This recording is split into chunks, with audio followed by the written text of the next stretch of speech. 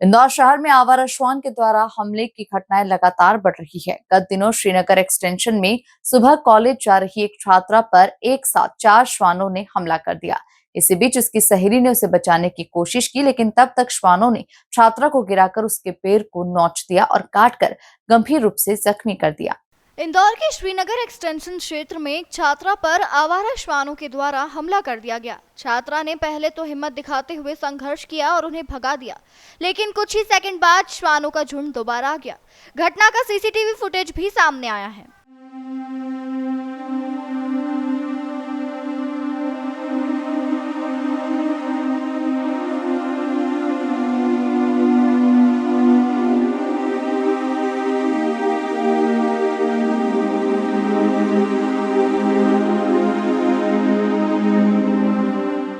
श्वानों के हमले के बाद छात्रा को चक्कर आए तो वहीं बैठ गई। छात्रा कॉलोनी से कॉलेज जा रही थी, तभी दूर से एक साथ 4 श्वान उसकी ओर लपके। वह संभलती उससे पहले ही वे उस पर टूट पड़े और उसे गिरा दिया। इस दौरान छात्रा ने संघर्ष किया, लेकिन श्वानों ने उसके पैर में काट लिया। आपाधापी के बीच श्वान बार बार भागते और फिर उस पर लपकते रहे। इस दौरान आगे स्कूटी से जा रही उसकी सहेली रुकी, गाड़ी खड़ी की और छात्रा के पास पहुंचकर श्वानों को भगाया।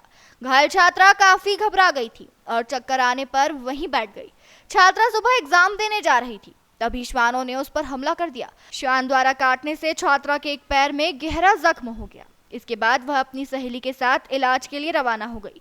आवारा श्वानों के हमले पर सांसद शंकर लालवानी का कहना है कि स्वास्थ्य विभाग और नगर निगम मिलकर उनकी रोकथाम के लिए समुचित उपाय कर रहा है। बड़े अफसोस की बात है कि श्वान आम लोगों पर हमला कर रहे हैं। देखने में आया है कि झूठन फेंकने से बड़ी आवारा श्वानों की संख्या में मुख्य स्वास्थ्य अधिकारी डॉक्टर माधव हसानी ने जानकारी देते हुए बताया कि 6 माह में 24,000 लोगों पर श्वान द्वारा हमला किया गया। सरकारी हुकुमचंद अस्पताल के रिकॉर्ड के अनुसार इस साल 1 जनवरी से 13 जुलाई तक करीब 24,000 लोगों को आवारा श्वानों ने अपना शिकार बनाया है।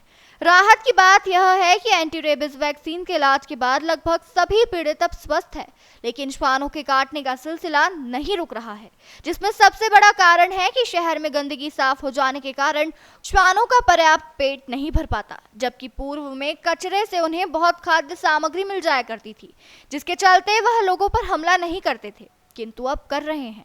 नगर निगम और स्वास्थ्य विभाग इसकी रोकथाम के लिए हर संभव प्रयास कर रहा है।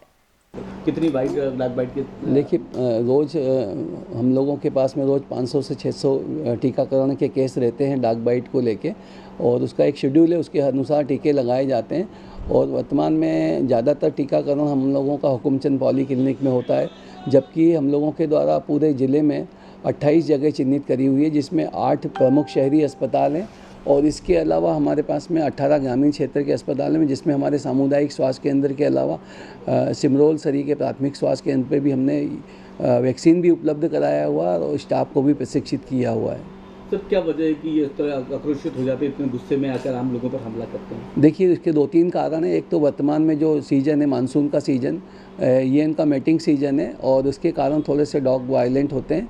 उसके अलावा एक शहरीकरण बढ़ना और शहरों में अब पॉपुलेशन हो जाने से इनको अपने आसपास मनुष्य दिखता है। दूसरा, शहर में साफ़ सफाई बहुत ज़्यादा है, उस कारण जो कचरे में इनको खाद्य सामग्री मिलती थी तो उनका भूखा रहना भी एक कारण हो सकता है। हालांकि काफ़ी सारे व्यक्ति स्वयं के स्तर पर और काफ़ी सारे NGOs भी ऐसे हैं जो इनको खाद्य सामग्री जगह जगहों पर उपलब्ध कराते हैं शहर में, लेकिन फिर भी ऐसा लगता है कि नगर निगम और जो पशु चिकित्सा विभाग है, इनके सहयोग से हम लोग प्रयास करेंगे कि ज़्यादा से ज़्यादा इनका बंधियाकरण के ऑपरेशन इनके संपन्न करें, जिससे इनकी आबादी को नियंत्रित किया जा सके।